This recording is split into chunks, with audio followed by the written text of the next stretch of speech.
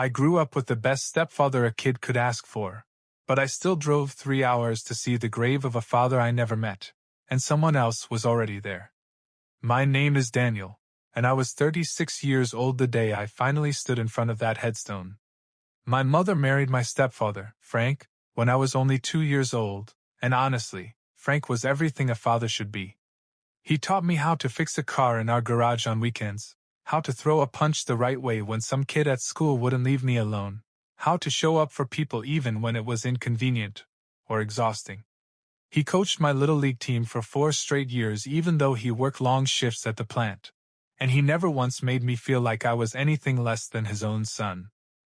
But that didn't mean I grew up without any feelings about my biological father at all. His name was Walter, and all I really knew growing up was that he left before I was even born, that he was some kind of drifter who never settled anywhere for long, and that my mother didn't like to talk about him if she could avoid it. As a kid, I didn't think about him much, since Frank filled that space so completely. But as a teenager, something shifted, and I remember being 15, 16, genuinely furious at a man I had never even met, angry that he could just decide, from wherever he was, that I wasn't worth a phone call or a birthday card or even one single visit. I used to lie awake some nights building entire arguments in my head, things I'd say to him if he ever showed up on our porch, none of them kind.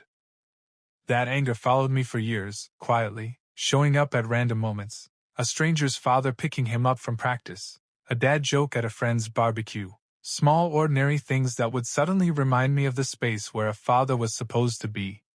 It wasn't until my own son was born, when I was 28, that something in me finally loosened. Holding him in the hospital that first night, I remember thinking that I couldn't imagine choosing to miss even one day of his life, and somehow, instead of making me angrier at Walter, it made the anger feel pointless, like carrying a weight that had nothing left to attach itself to. I didn't forgive him exactly, since there was nothing between us to forgive in any real sense, but I stopped needing him to explain himself. I let it go, quietly, without ever telling anyone I'd been carrying it in the first place.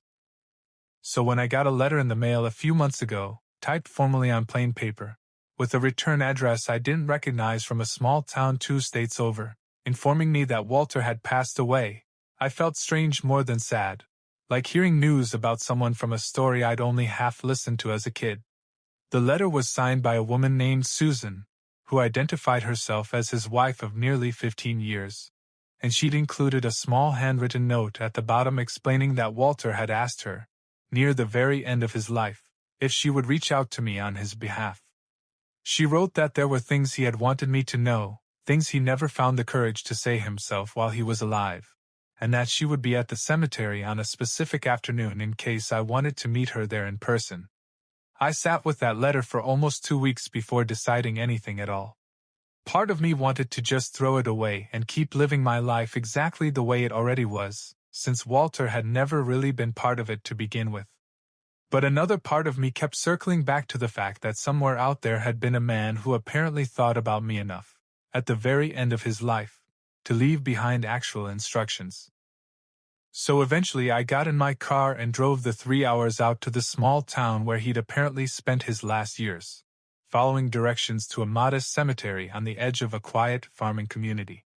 And when I finally got there, I saw a woman standing near a fresh headstone with fresh flowers laid against it, and beside her stood a man who looked to be around my age, maybe a couple of years younger, someone I had never seen before in my entire life. The woman turned out to be Susan, and she greeted me warmly, almost like she already knew me from something Walter had told her, some story she'd clearly heard more than once. But it was the man standing next to her who made my chest tighten in a way I couldn't quite explain, because something about the shape of his jaw, the way he stood with his hands shoved deep in his pockets, felt oddly, unsettlingly familiar. "Daniel," Susan said gently, gesturing toward him. "This is Marcus. He's your brother." I stood there completely frozen, staring at a stranger who apparently shared half my blood, while behind us, Walter's name sat carved into cold stone, a man neither of us had ever really known while he was alive. Susan invited us both to sit with her on a bench near the grave, and for a long moment none of us said anything, the three of us just staring at the fresh dirt and the flowers she had laid there earlier that morning. Marcus finally broke the silence, telling me he had received a letter almost identical to mine, and that he had driven up from 3 states away after wrestling with the same decision I had, whether to come at all or just let the past stay buried along with the man who created it. It turned out Marcus had grown up about 6 hours from me, raised by his mother and a stepfather named Robert, who by his account was just as steady and present as Frank had been for me. Marcus told me he'd gone through his own version of teenage anger too, and that it had also faded once he had kids of his own, watching how easy it actually was to show up every single day if you just chose to. Susan explained that she had married Walter later in his life, after decades of him moving from town to town, never staying anywhere long enough to build the kind of roots most people take for granted. She said that for most of the marriage, Walter rarely spoke about his past, and when he did, it was always in vague, guarded terms, mentioning children he'd left behind before he ever felt ready to be anyone's father. It wasn't until his final year, when the cancer had already spread too far to treat, that Walter finally opened up to her about it fully. He told her he had 2 sons out there somewhere, sons he had never once met, and that every time he thought about reaching out over the years, the shame of showing up so late made him feel like it would only cause more damage than good.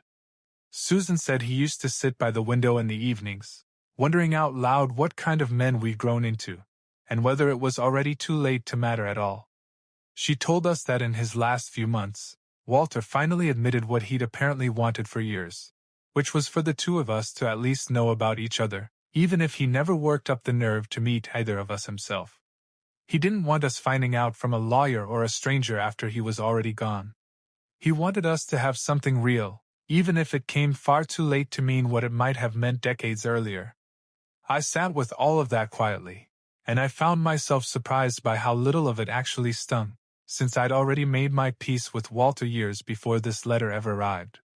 Marcus, sitting beside me, looked over and asked if it bothered me, hearing all this from a woman instead of the man himself. No, I said. I think I stopped needing it from him a long time ago. Watching my own kid grow up kind of did that for me. Marcus nodded slowly, quiet for a moment before he spoke again, his voice lower now. I used to stand outside my son's room some nights, just watching him sleep, and I'd get so angry I couldn't breathe, thinking about how easy this is. How easy it is to just be there. And I couldn't understand how a grown man could look at that and still choose to walk away. Yeah, I said. I had that exact same night. More than once. Nobody else gets that, Marcus said, looking down at his hands. My wife tries. Robert tries. But they didn't grow up with that specific hole in them. You did. I felt something tighten in my throat, and for a second I didn't trust my voice enough to answer. I used to think something was wrong with me, I finally said. Like there had to be a reason he stayed away.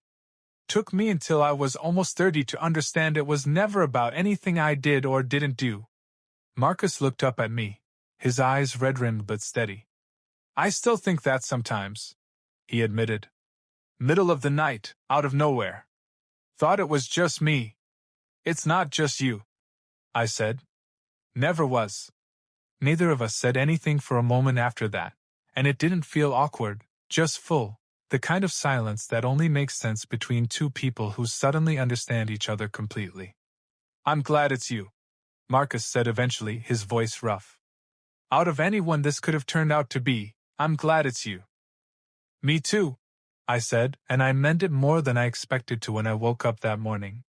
Susan smiled through watery eyes and said Walter would have been glad to see this, even if he never had the courage to see it happen himself while he was alive. Marcus stood up first, reaching down to help me off the bench, and pulled me into a hard, prolonged hug, the kind you give someone you've known your whole life rather than someone you met an hour ago. Coffee, Marcus said, stepping back and wiping his eyes with the back of his hand. Before we both drive off in opposite directions and lose our nerve to actually stay in touch. Yeah, I said. Coffee sounds good. We exchanged numbers right there by the grave, and as we walked toward the parking lot, Marcus glanced back once at the headstone.